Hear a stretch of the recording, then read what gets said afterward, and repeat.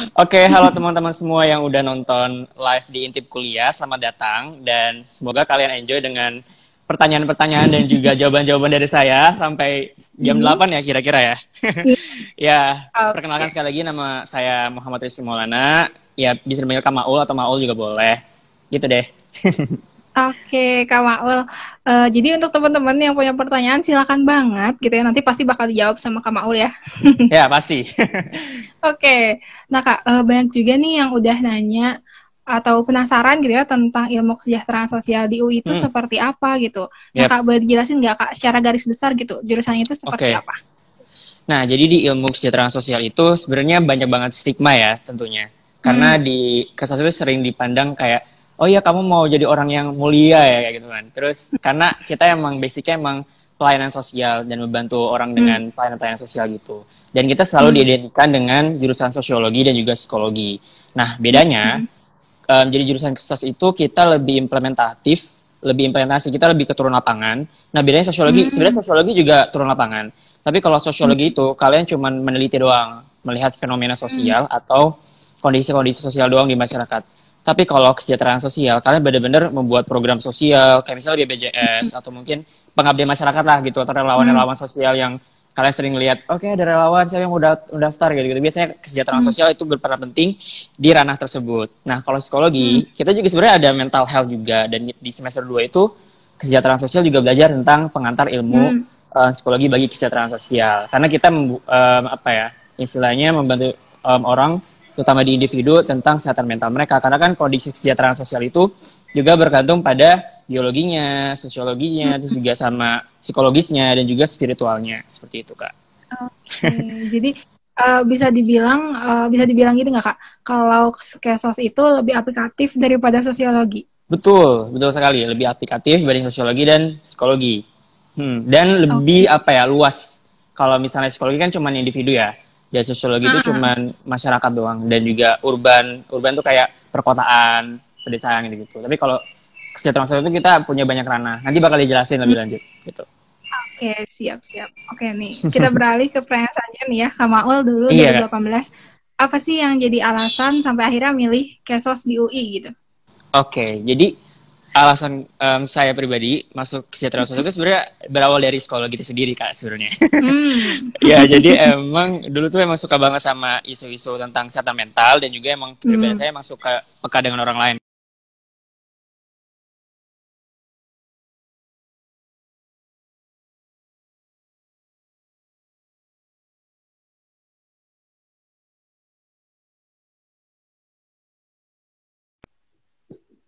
Halo? Kalau Boleh. Kak, ya, Ya, boleh ya boleh Kak. kalau saya tuh melihat banyak banget orang-orang yang terlantar, anak-anak terlantar, terus juga lansia. Ini gue, istilahnya kayak gue nggak bisa ngapa-ngapain, tapi gue bener-bener pengen Hmm. ngebantu lansia itu gitu loh. Dan Hmm. seharusnya pemerintah harus benar-benar mengentaskan kemiskinan. Nah dari itulah Hmm. gue pada akhirnya kak jadinya emang pengen masuk kesejahteraan sosial. Dan kebetulan Hmm. di Bimbel itu juga pengajarnya mahasiswa UI dan gue juga banyak Hmm. belajar dan juga dapat pengalaman dan juga insight tentang kesejahteraan sosial tuh kayak gimana sih dan pada akhirnya gue nggak milih psikologi jadi gue milih kesejahteraan sosial seperti itu. Oke, jadi melihat kondisi yang ada Betul. gitu ya. Karena kan Oke, kemiskinan masih Kak. banyak kan ya dan masih Hmm. belum turun lah istilahnya masih krisis tuh masih ada di depan kita saat ini asik. Seperti itu. Oke, nah Kak, boleh di-share nggak Kak suka duka di Kesos UI itu seperti hmm apa gitu yang udah oke okay. dialamin jauh ini? Ya, suka duka banyak sih sebenarnya karena bedanya kalau kita dengan misalnya ada STKS ya Sekolah Tinggi Kesejahteraan Hmm. Sosial dan dengan Hmm. jurus mungkin dengan universitas lain jadi kesos itu khusus kesos UI sendiri itu fokusnya dia general jadi kita punya Hmm. 3 ranah. Pertama itu mezo, mikro dan makro. Mikro itu kayak individu, keluarga, Hmm. anak, lansia. Kalau mezo itu lebih luas lagi misalnya kayak Hmm. masyarakat dan sebagainya dan perusahaan juga. Nah kalau untuk makronya misalnya kayak kebijakan sosial, Hmm. pemerintahan kayak gitu-gitu di BPJS, jaminan sosial dan lain-lain. Nah, karena kita basicnya emang universitas dan itu Hmm. lebih banyak teori, jadi kita lebih Hmm. banyak review gitu Kak. Jadi misalkan ada suatu Hmm. literatur, buku, e-book gitulah kalau sekarang mungkin bilang Nah, itu kita review. Misalkan definisi kesejahteraan sosial tuh kayak gimana, definisi mental health tuh kayak gimana. Dan dari semester pertama sampai semester sekarang tuh review banyak banget. Tapi suka dukanya sendiri, kita juga sering turlap. Kita benar-benar turlap ke waktu itu aku dapat kesempatan ke NGO atau organisasi lingkungan gitu Kak, namanya Walhi. Di situ kita menganalisis peran-peran kesejahteraan sosial seperti apa sih yang udah dilakuin organisasi tersebut, kayak gitu. Dan juga sebenarnya harusnya semester ini juga ini kan, cuman gara-gara corona ini jadi emang PR banget Kak gitu. Dan sebenarnya kita juga belajar konseling kan, karena generalis kan. Jadi aku pribadi emang harus, walaupun sukanya tentang masyarakat dan pengabdian masyarakat, tapi emang harus dicocokkan juga dengan konsultasi, terus juga mental health gitu, konseling dan sebagainya. Aku juga belajar kayak gitu. Cuman harusnya kan tatap muka gitu kan. Waktu itu cuman kayak review doang, kayak studi kasus. Misalnya ada kasus A kayak gimana gini, terus baru kita jawab melalui Gdocs dan sebagainya gitu-gitu Kak. Itu sih. Suka dukanya paling gitu sih. Lebih banyak review, tapi review itu banyak banget, dan mostly atau kebanyakan dari review itu kan bahasa Inggris ya Kak ya. Dan itu juga PR buat kita sendiri gitu. Oke. Gitu. Oke, itu suka dukanya ya. Terus Kak, boleh dikasih tahu nggak Kak, mata kuliahnya tuh apa aja sih Kak? Oke, nah kalau di semester pertama itu karena kesejahteraan sosial UI itu masuk ke FISIP ya, Fakultas Ilmu Sosial dan Ilmu Politik. Di pertama itu kita dijajari dulu dengan jurusan-jurusan atau mata kuliah yang general atau yang umum, kayak misalnya pengantar ilmu politik, pengantar ilmu antropologi, pengantar ilmu sosiologi, terus juga pengantar penelitian, karena kan bakal ada penelitian juga dan kita harus dia kasih gitu kan. Penulisan juga ada. Terus kalau di UI itu terkenal dengan MPKTA dan MPKTB. Kalau MPKTA itu tentang apa ya? Misalkan tentang fenomena sosial kayak gitu. Tapi kalau untuk MPKTB itu lebih ke saintek kayak gitu-gitu. Dan baik sosial maupun anak saintek itu juga harus mempelajari dua itu, MPKTA sama MPKTB. Dan struggle sih MPKTB. Cuman ya bagaimana ya, emang harus wajib juga gitu. Terus juga di semester pertama ada pengantar ilmu kesejahteraan sosial. Kita diajarin dulu tentang apa sih kesos, apa sih kesejahteraan sosial, bakal belajar apa sih di semester-semester berikutnya kayak gitu. Nah, kalau untuk mata kuliah yang aku senengin sampai sekarang itu tentang sistem ilmu kesejahteraan sosial. Jadi aku paham banget tuh tentang sistem kesejahteraan sosial kayak gimana, peran-peran gue sebagai orang tuh kayak gimana. Misalnya jadi advokasi, terus juga jadi orang-orang yang bisa mendorong perubahan tentang masyarakat kayak gitu-gitu. Jadi itu sangat-sangat insightful banget lah. Nama mata kuliahnya sistem usaha kesejahteraan sosial. Tapi kalau kalian mau tahu tentang mata kuliah yang ada di Kesos, itu kalian bisa mampir aja sih ke websitenya, namanya HMIKSUI, hmiksui.ui.ac.id kalau nggak salah. Oke, bisa diakses ya di sana. Betul. Oke, nih Kak, tadi disebutin ada konseling ya? Itu betul, tuh ada konseling jadi juga. Praktik atau gimana nih Kak? Iya, jadi kita berperan nih, misalkan aku jadi konselor, terus yang teman aku jadi pengamat, yang satu jadi seolah-olah jadi korban lah ceritanya kayak gitu. Jadi kita benar-benar role play gitu. Itu sih paling, dan kita di awalnya sebelumnya nggak langsung turun gitu. Jadi emang dikasih teori, misalkan teori behaviorism itu tentang perilaku, terus juga tentang kognitif, tentang pikiran. Pokoknya seru banget sih tentang psikologi gitu. Jadi juga belajar psikologi, gak cuma dia jadi anak psikologi juga. Jadi emang kesejahteraan sosial emang seluas itu yang aku bilang. Kita belajar psikologi. Aku juga sekarang lagi belajar hukum dan pembangunan. Kita juga belajar tentang hukum pidana, hukum perdata, gitu-gitu. Jadi emang seluas itu sih kesejahteraan sosial. Gitu. Oke, jadi kajiannya tuh kompleks gitu ya? Betul, kompleks dan komprehensif gitu, lebih luas. Oke, Kak Maul. Berarti sepemahaman aku ya dari penjelasan Kak Maul tadi, berarti banyak juga ketemu sama orang-orang baru ya? Betul. Di jurusan ini? Yes. Halo Kak? Halo? Oke. Jadi kalau di jurusan ini tuh, Iya, aku banyak ketemu orang. Karena FISIP kan orangnya benar-benar bervariatif juga ya. Kalau misalkan FMIPA kan biasanya orang-orangnya berkemeja doang kan, dan itu kayak ya udah biasa kan. Kalau FISIP ada yang rambutnya pirang, ada yang rambutnya ini, ada yang jaketan doang, ada yang kawasan doang, ada yang kemeja doang, kayak gitu. Jadi emang beragam, terus juga banyak yang nggak cuman kalau Kilmon doang kayak misalnya debat doang. Ternyata anak FISIP juga belajar tentang sosial kan, tentang belajar tentang debat bahasa Inggris, tentang model United Nations, terus juga belajar tentang seni juga, juga tentang olahraga juga gitu. Jadi beragam banget, dan alhamdulillahnya di FISIP UI juga banyak banget wadah yang buat mahasiswa itu nggak kebingungan karena semua itu udah ada, jadi tinggal pilih doang, aku mau ini gitu. Oke, nah tadi udah kita bahas tentang mata kuliahnya, tentang tadi sedikit tentang konselingnya gitu ya. Nah kalau tugas-tugasnya nih di Kesos UI itu seperti apa? Oke, kalau tugas-tugasnya sebenarnya udah saya bilang tadi, jadi emang kita banyak banget review. Jadi misalkan kalian dikasih tugas baca ini ya, misalkan baca buku tentang Introduction to Social Welfare atau misalkan pengantar ilmu kesejahteraan sosial, kalau bahasa Indonesianya gitu. Nah itu kita belajar misalkan coba kamu pahamin tentang masyarakat. Ya udah kita masyarakat, dan itu emang struggle-nya sebenarnya emang bahasa Inggrisnya sih. Jadi teman-teman aku sendiri sebenarnya nggak apa-apa kan. Cuman kalau misalnya teman-teman aku tuh rata-rata emang kayak apa ya, harus translate Google kan. Dan ya kadang ada beberapa kosakata yang salah kayak gitu-gitu. Itu struggle-nya.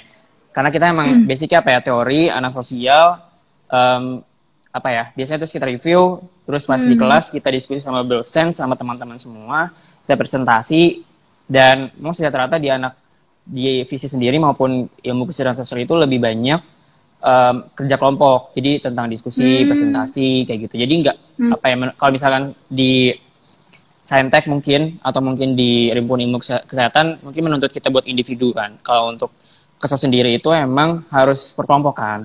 Karena kan kalau untuk turun lapangan, bahkan juga kita kelompok, waktu itu aku pernah ke Bantar Gebang. Dan Bantar Gebang itu emang itu ada project juga pengabdian masyarakat di sana kayak gitu. Dan juga kita juga waktu itu ke sekolah-sekolah. Jadi emang waktu itu pengen intervensi atau istilahnya ngasih bantuan sosial tentang sosialisasi lah, istilahnya sosialisasi ke anak-anak tentang bahaya merokok kayak gitu. Tapi itu pas banget mau corona, jadi kayak ya udah di awal kita offline, terus di akhir kita akhirnya online gitu-gitu. Jadi kita undang anak-anaknya ke Jimit, kita kasih sosialisasi, jadi gitu. Oke, jadi seru banget ya pastinya ya, banyak semua orang baru di berbagai golongan gitu ya, dari mulai anak sekolah tadi. Oke, nah terus Kak, kalau konsentrasi nih ya di jurusan ini ada atau enggak?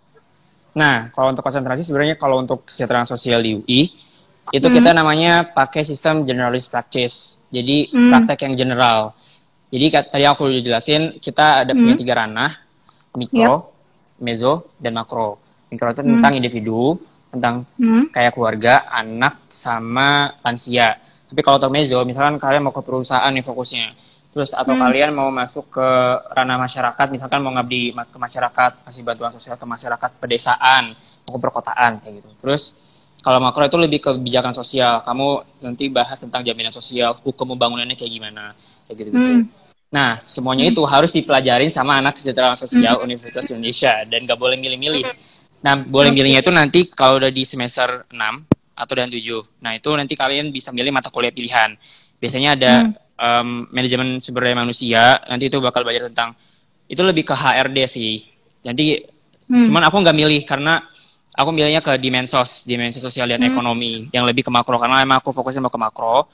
Dan kalau kalian mau fokusnya ke misalkan mau jadi HRD, dan misalkan mau anak-anak psikologi yang kebuang dari ke anak kesos, juga bisa masuk ke MSDM atau manajemen sumber daya manusia. Ada juga tentang kesejahteraan sosial anak, kesejahteraan sosial lansia, bahkan ada kesejahteraan sosial dalam isu lingkungan. Dan kita juga bakal isu lingkungan juga. Nggak, ya jadi kan kalau lingkungan kan emang saintek kan, tapi kita juga bisa berperan di ranah itu. Gitu. Oke, dan konsentrasinya tadi ada 3 tadi gitu ya, dan dipelajari semua ya? Ya, kalau kesos nggak boleh milih. Jadi emang itu emang fokus ke semuanya, harus mau nggak mau emang harus gitu. Emang sih struggle banget. Karena aku emang kurang suka sama mikro kan Kak. Jadi emang ya udah kita jalanin saja. Siapa tahu kan emang ya namanya juga ilmu kan, mau nggak mau emang harus didapatkan gitu. Iya.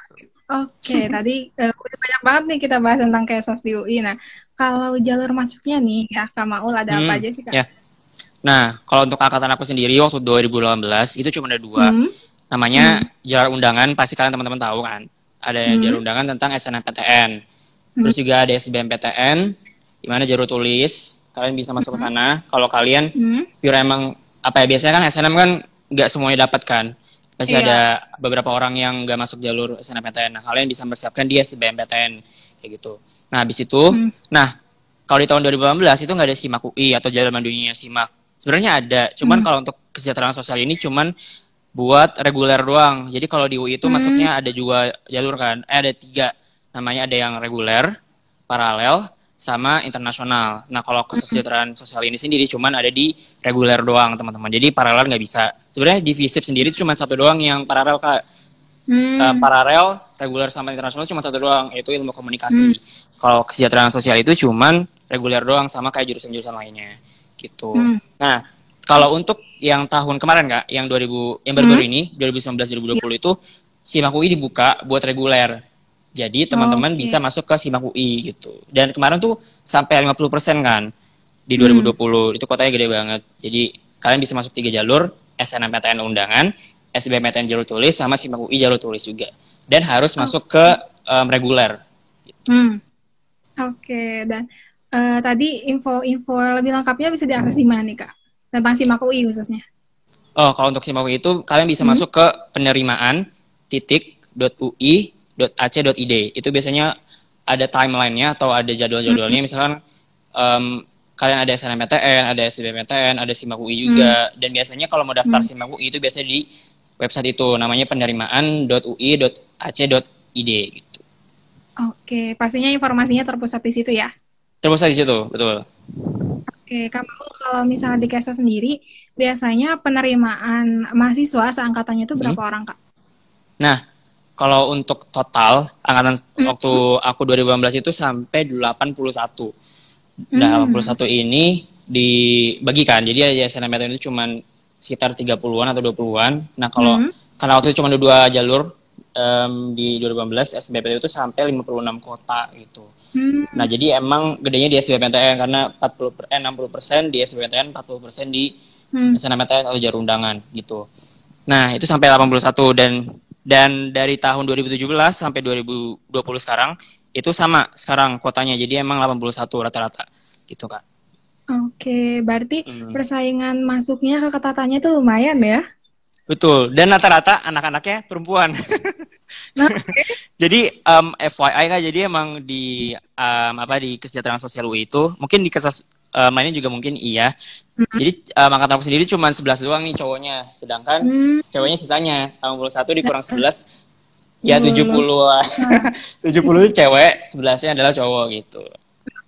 Oke, jadi 81 dan kebanyakannya cewek gitu ya? Iya.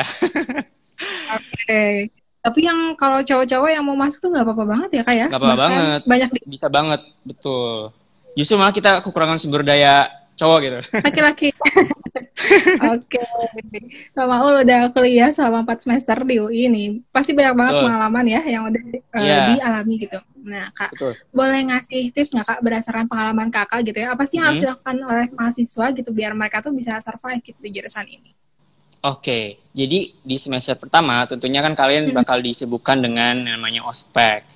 Nah, kalian pintar-pintarlah memilih pertemanan atau mungkin bergaul. Jadi memang di semester pertama itu emang ajangnya kalian buat berinteraksi sosial, berjejaring sosial, ekspansi seluas-luasnya tentang networking kalian ke orang-orang lain.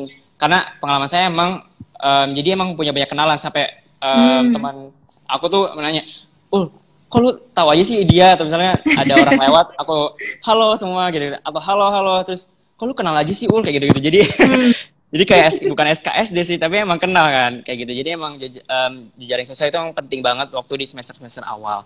Dan ya karena emang di semester kedua, 3, 4, 5 itu emang bakal disibukin sama kuliah, kalian nggak akan punya banyak waktu tentang berjejaring sosial seluas-luasnya, karena di semester pertama itu emang yang ajangnya seperti itu. Dan di semester pertama, kedua, atau mungkin saya bilang ketiga, itu kita memang harus mengeksplorasi diri. Kalau itu aku emang itu karena aku kan FYI ya, waktu itu emang mau psikologi gitu. Nah, cuman karena bukan yang ketolak sih, kami karena emang gak milih, jadinya waktu itu sempat ngerasa salah jurusan juga sebenarnya. Karena yang aku bilang tadi, pengantar ilmu kesejahteraan sosial mata kuliah itu benar-benar dijajarin dan emang seabstrak itu. Nah, saraf itu jadi kita bingung ini kesejahteraan sosial mau kemana. Cuman berdasarkan cutting atau kakak tingkat angkatan senior di atas, emang di kesejahteraan sosial UI itu baru kerasa anak kesos banget tuh ketika semester 2, 3. Jadi emang harus sabar-sabar gitu. Nah, waktu itu aku ikut kegiatan Kota Bergerak BMVisip UI itu tentang pengabdian masyarakat ke perkotaan, masyarakat yang dekat bantaran sungai. Kita buat program-program sosial gitu, juga program lingkungan. Jadi emang kita emang harus eksplor dulu nih kalau untuk masuk ke sebuah ranah, karena di universitas itu nggak sesempit di SMA. Kalau kalian SMA cuman ekskul cuman gitu-gitu aja, di kuliahan kalian bakal bingung karena banyak banget UKM atau unit kegiatan mahasiswa atau kayak bisa dibilang ekskul kan. Itu banyak banget. Jadi kita harus benar-benar milih sesuai potensi, minat dan bakat kita sendiri. Tuh. Oke, jadi tadi memperluas relasi sama mengembangkan diri sesuai potensi ya. Yes. Oke. Kamal ini kayaknya banyak banget nih teman-teman Kamal yang gabung. Halo teman-teman Kamal. Halo semua. Oke, nah teman-temannya Kamal kalau misalnya mau sharing juga boleh, silakan di komen aja ya. Oke, nih Kamal. Nah, terus Kak, ini juga banyak pertanyaan yang banyak ditanyain ya. Yeah. Tentang prospek kerja sama alumni itu biasanya kerja di mana? Oke. Ya, rata-rata anak kesos UI itu atau alumni saya itu emang rata-rata emang di bagian NGO atau mungkin bisa bilang LSM gitulah, karena kan basicnya kita masuknya ke ranah-ranah yang membantu masyarakat gitu. Dan tapi nggak menutup kemungkinan ada juga alumni yang masuk ke UNICEF.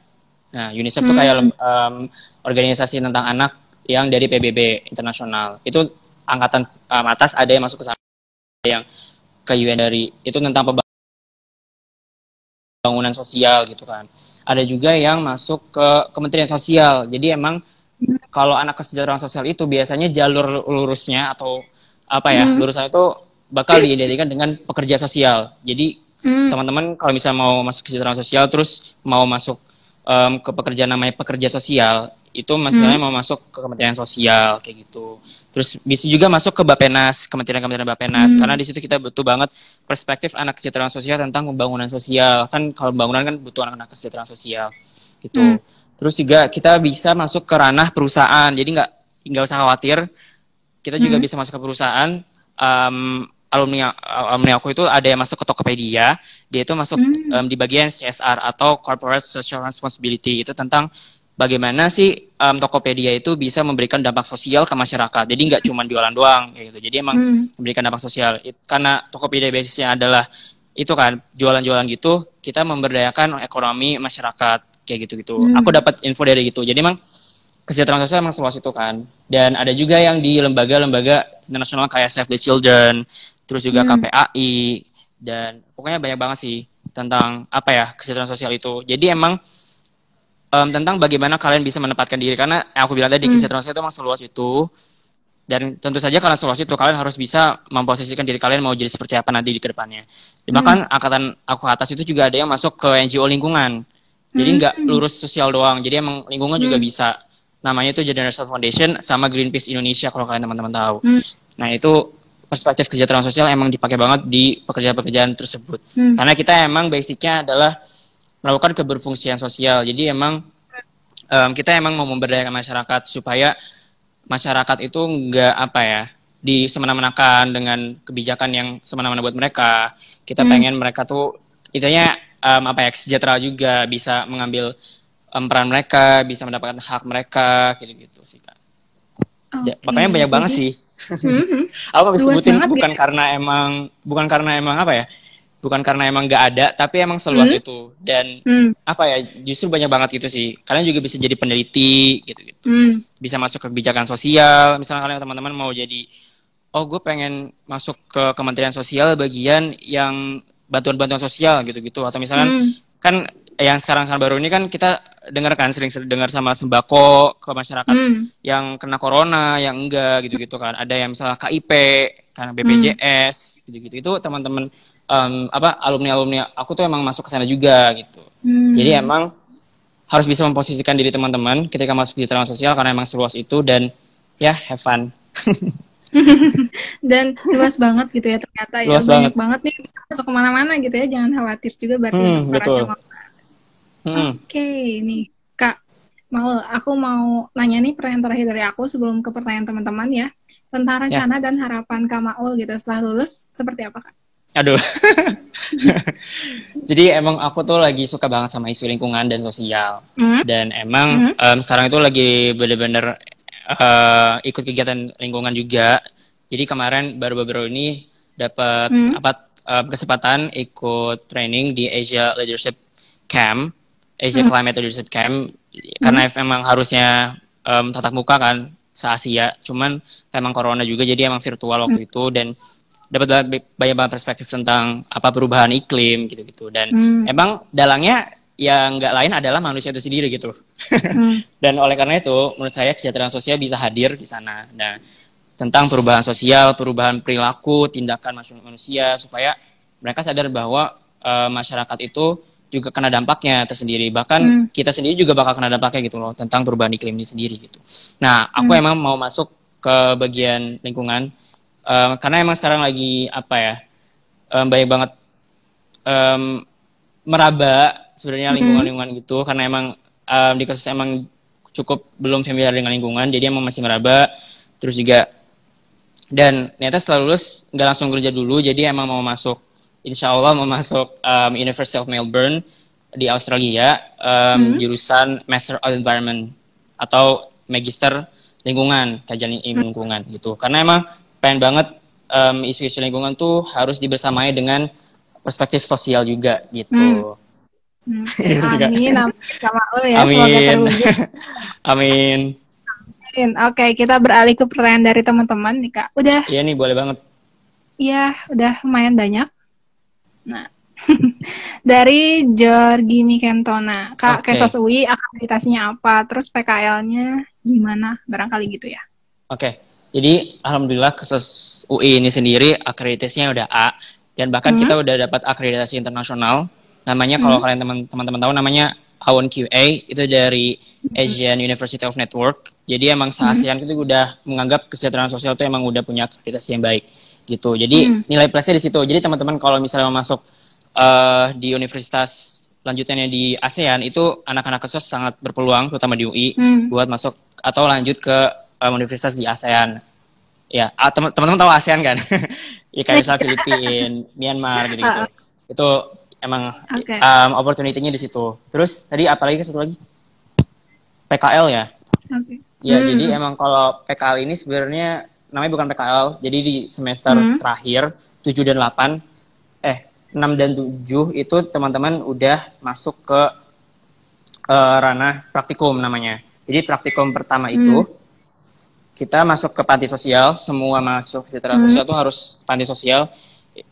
Baik itu panti sosial tentang lansia, anak, terus pengedar narkoba atau mungkin pengedar narkotika dan sebagainya gitu-gitu.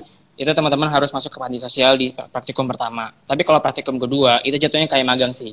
Jadi praktikum kedua itu bebas, kalian teman-teman mau masuk misalnya mau masuk ke Mensos, Kementerian Sosial, atau mau masuk ke Bappenas, Badan Penanggulangan Pembangunan Sosial, terus juga and many more gitu loh. Bisa masuk ke internasional juga gitu. Dan itu emang gak dibatasin, jadi praktikum pertama, praktikum kedua gitu. Tapi, beside of that, atau di samping hal itu, teman-teman juga bakal dapat turun lapangan. Jadi, di semester ketiga, keempat, dan seterusnya, itu udah masuk ke praktikum. Praktikum, bisa dibilang mini praktikum sih. Jadi, emang teman-teman ke masyarakat, menganalisis program-program yang ada di masyarakat, program-program sosial, kayak misalkan BPJS, terus juga tentang bantuan sosial, sembako, dan sebagainya. Istilah kasar sembako lah gitu. Cuman akan lebih kompleks kalau saya jabarkan gitu. Cuman ya kita bakal tentang hal-hal yang berhubungan dengan kondisi sosial, tentang pembangunan sosial, bantuan-bantuan sosial, jaminan sosial juga, dan lain sebagainya gitu. Oke, jadi tadi ya udah dijelasin tentang PKL-nya atau terus tadi pertanyaan juga udah dijelasin juga jawabannya. Betul. Selanjutnya nih Kak, kita ke pertanyaan dari Syakira Lisa. Kak, kemampuan apa yang harus dimiliki untuk masuk ke jurusan ini? Katanya. Oke. Ini aku jabarin ya. Jadi kalau untuk mau masuk, sebelum mau masuk kesejahteraan sosial, kalian harus pahamin sendiri kemampuan komunikasi yang baik baik personal sama interpersonal, atau aku dengan kalian dengan diri kalian sendiri, itu harus penting banget kalian dapetin. Karena nanti kalian bakal berhubungan dengan masyarakat, dan kalau kalian yang bilang, tapi Kak aku introvert, tenang aja, aku juga introvert, tapi emang ya ini adalah ajang kita buat eksplor diri, ajang kita buat menantang diri kita sendiri, karena ya basicnya kita ingin membantu manusia kan, membantu masyarakat supaya mereka sejahtera, supaya mereka bisa keluar dari rantai kemiskinan. Dan emang anak-anak kesejahteraan sosial itu sangat-sangat apa ya, benar-benar harus guyup sama masyarakat, kayak SKSD. Pak, gimana Pak? Gitu-gitu. Jadi emang apa ya? Jadi kita emang harus benar-benar sedekat itu. Jadi masyarakat kita anggap sebagai keluarga gitu. Dan kita konseling kan. Konseling juga disebut harus banget namanya active listening, atau pendengaran yang baik gitu loh, pendengaran yang aktif. Jadi kita nggak, misalkan aku curhatin misalnya ke kakak, Kak, aku orangnya gini-gini.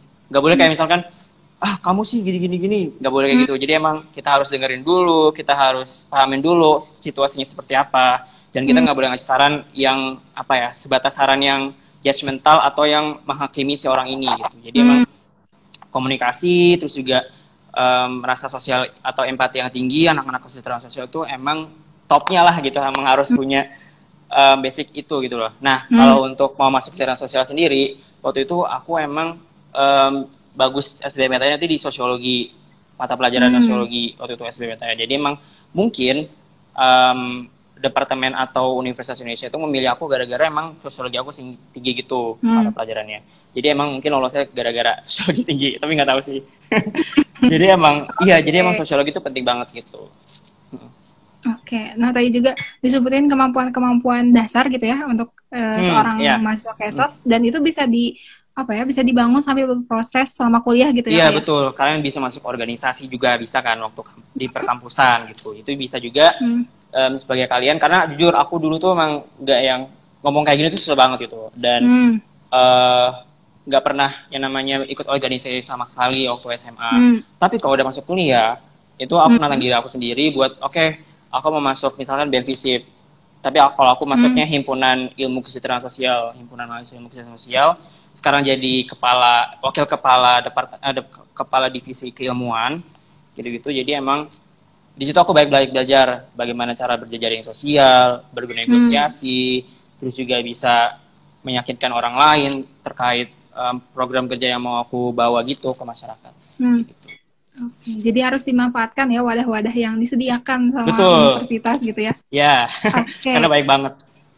Iya, oke Kak Maul nih. Pertanyaan dari teman Kak Maul nih kayaknya. Dari Priyana. Tips jadi keren gimana? Priyana.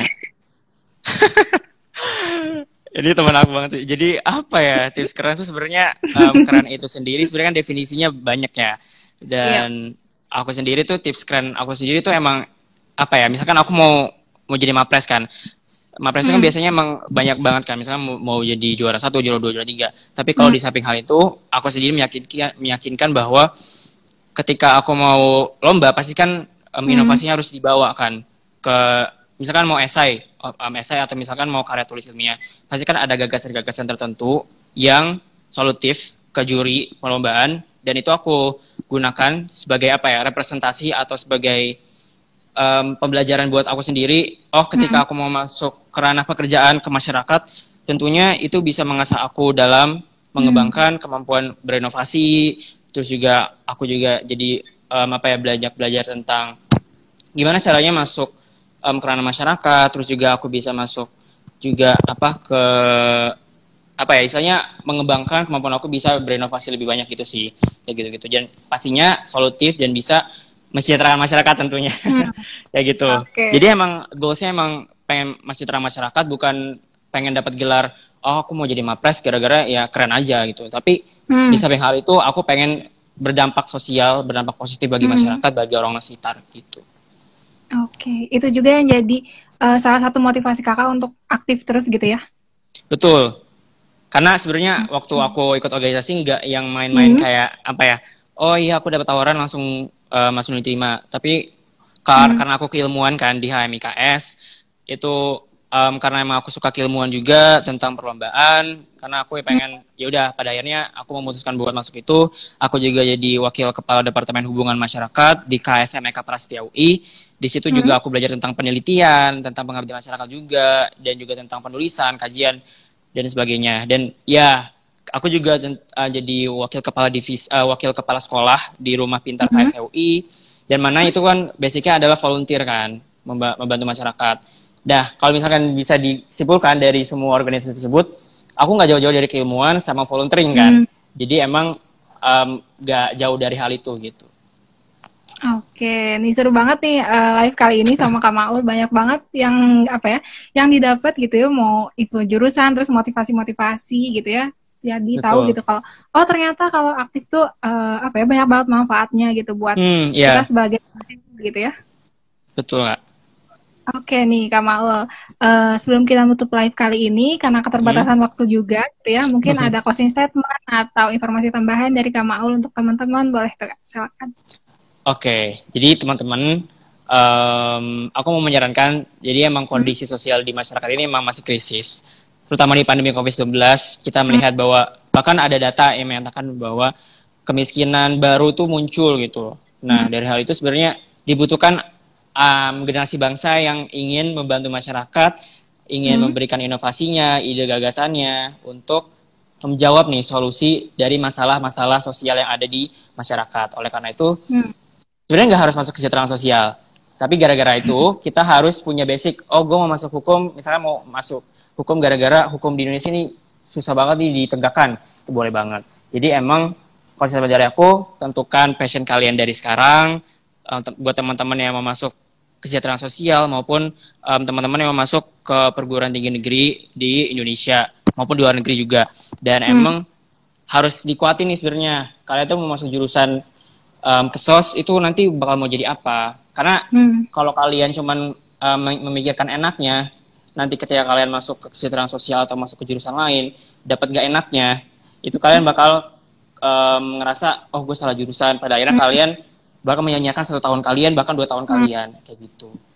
Jadi emang penting banget nih Kak, buat mengetahui potensi diri, terus juga mempertanyakan kepada diri sendiri sebenarnya masuk jurusan entah itu kesejahteraan sosial atau mau masuk jurusan psikologi, sosiologi itu harus benar-benar dikuatkan dari sekarang, kayak gitu. Oke, seru banget nih live kali ini bersama Kak Maul. Terima kasih banyak ya Kak Maul ya. Sama-sama teman-teman, semoga bermanfaat ya. Oke, pastinya bermanfaat banget nih. Sampai jumpa lagi terus ya Kak Maul ya. Amin. Iya Kak, makasih Kak. Oke. Aku izin ini ya, remove ya. Oke Kak. Makasih ya Kak Maul. Makasih semuanya. Iya.